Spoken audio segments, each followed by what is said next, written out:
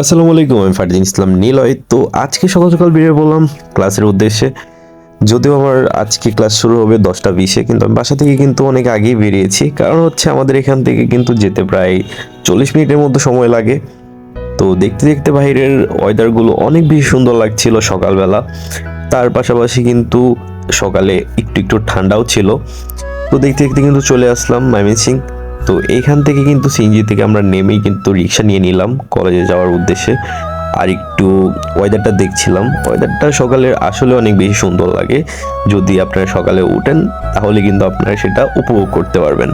আর ভাই, শীতের সকাল বলে কথা, একটু তো সুন্দর হবেই, তাই না? তো কথা বলতে বলতে কিন্তু চলে আসলাম আমাদের কলেজের সামনে।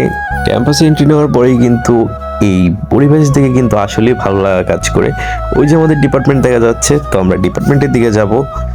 যেহেতু ক্লাসের এখনো অনেকটাই দেরি, তো আমি আর আমার ফ্রেন্ড মিলে কিন্তু অনেক কথাই বলছিলাম।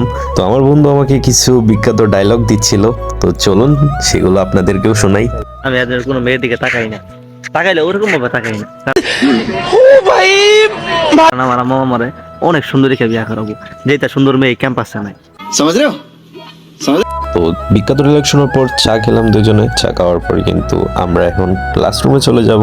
সেখানে এরা দুজনে কিন্তু দুজনের কপালগুলোকে এক করছিল, যেন অনেকের মতো সুন্দর সুন্দর কবিতা লিখতে পারে। তো ক্লাস শেষ করে আমরা চলে আসলাম একটু রিল্যাক্স হওয়ার জন্য পার্কে। কিন্তু পার্কে এসে আসলে মনে হচ্ছিল ভুল করে কোনো এক গ্রহে চলে এসেছি, কারণ চারদিকে এত কবুতর ছিল যার সাথে মোটেই আমরা অভ্যস্ত ছিলাম না। তো আমরা রিল্যাক্স হওয়ার জন্য চা অর্ডার করলাম। চা খেয়ে আমরা ডিসিশন নিলাম গ্রহটা ত্যাগ করার।